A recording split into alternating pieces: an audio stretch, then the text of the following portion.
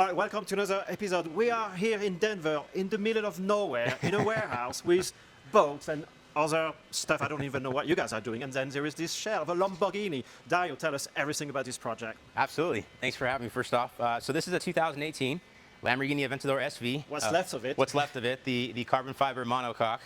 And this is the start of what I hope to be the world's first electric vehicle swapped Lamborghini. Happy days. Yeah. So what option are you opting for? Yeah, so I decided to go with, I think, the lowest barrier of entry in the industry, which is the Model S drivetrain. If you're trying to do anything kind of performance-based, the Model S drivetrain is going to be the lowest barrier of entry, really. Yeah. So I bought a P85D, Model S P85D from Copart. It was wrecked, and was able to bring it back to life and stripped it completely down. I stole the battery modules, the front and rear drive units, and the electronics, everything that I could salvage from the vehicle.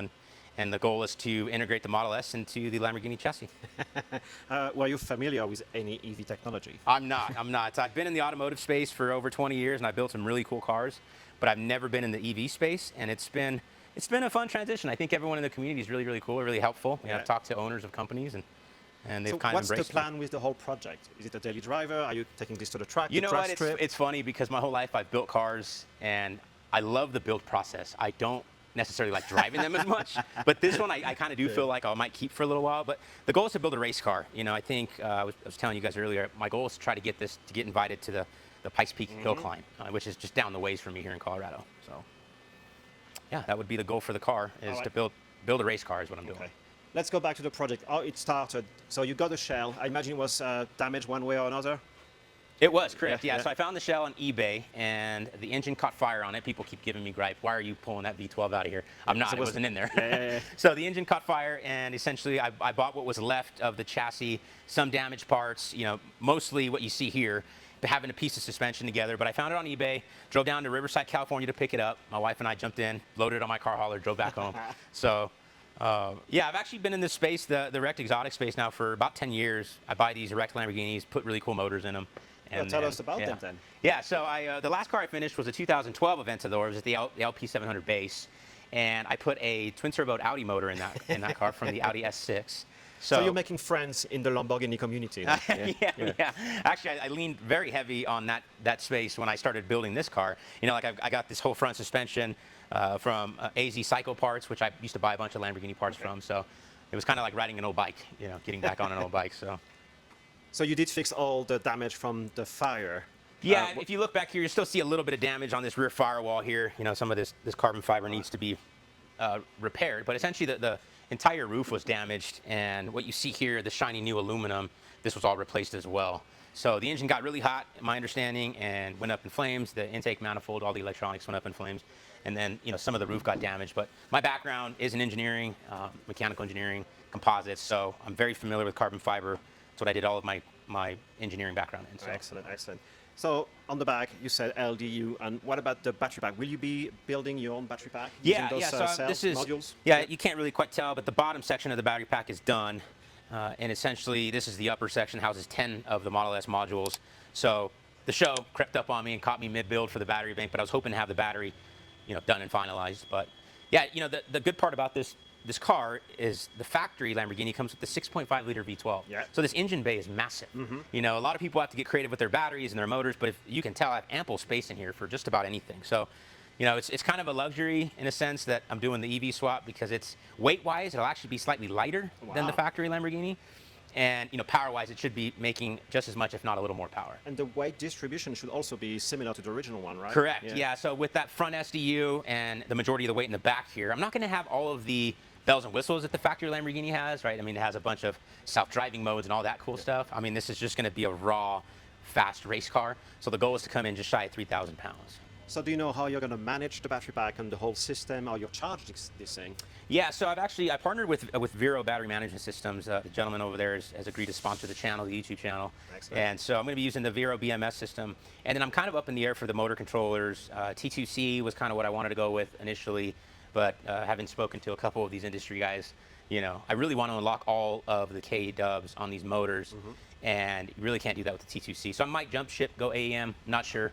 You know, I want to be able to pull every single last horsepower out of these motors, even if I blow them up. So there may be different phases in the build of the car. Yeah, that's a good point too. You know, I think maybe I get it roadworthy, and you know, let's see what kind of power it's putting down, and as things progress, I could, you know, put a freshly rebuilt LDU in it with an AEM control system, something like that. Yeah, makes total sense. I see some nice brackets that seem to be 3D printed. Are you also going to do it all out of carbon fiber then? Yeah, so the goal is to try to, you know, in the spirit of Lamborghini being 100% carbon fiber monocoque, the goal is to try to incorporate as much carbon fiber supports as possible. So what you see there is just a mock-up version. It's a 3D printed version of my upper battery beam, I'm calling it. But it's, you know, I took a mold of this, and essentially I'll be making a structural carbon fiber piece of it, you know, via laminate and some heavy-duty, you know, 24K, 36K carbon fiber epoxy. Nice. So Dario, what's the end game? Is it to produce this one and then jump to the next project, EV or not? Or you reckon there's a market maybe? You know, I think that's a great question. I think there is a market for it. You know, I've told a handful of people what I'm doing, and one of them is already interested in buying the car from me. Okay, all right. So, you know, and I'm throwing high prices out there, and they don't, you know, they don't care. The community that's targeting this kind of vehicle, they're either car collectors or they're into the oddity space. You know, they want something unique. Yeah. So I think I'm going to see where this takes me. See how much money I'm in it, how much time I'm in it, and to see if it makes sense. You know, there's obviously companies out there doing this, and I don't want to make a passion project into a business. I've done that before in my life. So is this a side business? Is it your full-time job? No, I am a president of operations for a manufacturing company, and this is just something that I like to do. Normally I would be working on this in my home shop, but I'm actually building a house right now, so I'm in the process of that. So. You do a lot of things. Yeah, I'm slammed right now. Yeah. So I haven't had a ton of time to work on this. But. Have you considered the body you'll be using, the finishes, the interior, exterior colors and stuff like that? Yeah, you know, I fell in love with the Liberty Walk Aventador SVJ. I remember the first time I saw it, probably just past COVID, 21, 22. And it's just wide, and it's mean, and it's aggressive, it stance.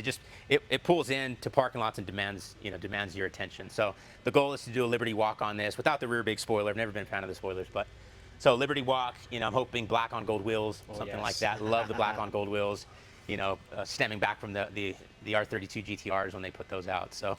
Do you have a name for it? Will it be the SVE, for instance? Or? Yeah, so the EVSV is kind of what I've been going with. Yes, I've had ChatGPT make me a couple of logos with the EVSV, but none that really have stuck. But that's kind of what's been hanging on, you know, kind of tip of my tongue as I'm doing my YouTube channels and whatnot. The EVSV just kind of rolls off. So I think that's what I'll name her. Yeah. So what's the next step? Obviously, you're working on the battery pack and making those motor running. And do you have a deadline? Do you want to take this to SEMA 2026? What's the plan? Yeah, I think that's actually what my goal would be, is to try to get somebody to put me in their booth for SEMA 26. I've been to SEMA 5 or 6 times. Love the show. It's an amazing show. You know, if you can get a car into SEMA, you're doing something right. Yes. So, no, yeah, the goal is to try to. I was trying to get it roadworthy by the end of fiscal 25. You know, at least wheels on, be able to start it and move it. Yeah. You know, maybe not full-on testing or you know, collecting data for the cooling system or whatnot, but I would like to get it street-worthy by the end of this year. Fantastic. You know? Well, I look forward to seeing this. Make sure to mention your YouTube channel and. Yeah, absolutely. You can find me on YouTube. It's Diaz, D-I-A-Z-E-N-G 5280. All right. Very new to YouTube. I've been building cars for 20 years, and everyone's always told me, you've got to get your stuff on YouTube. Yes. But I finally jumped ship, and I'm on YouTube. There are like 6 or 7 episodes out, so check me out. Nice one. I will share this with our friends who are big Lamborghini fans and builders, such as Ed Bolian, Freddy Tavares, and Chiro. They all love their Lamborghinis. Some of them actually had their Lamborghinis catching on fires, and I won't throw any names, but yeah, Chiro, I'm sure you will love this. And maybe this is what should have happened to your Lamborghini. And Dario would love to help you give a second life to your Lambo. Guys, if you like what you saw today, let us know in the comments below. Give us a thumbs up, and guys, we'll see you in the next one.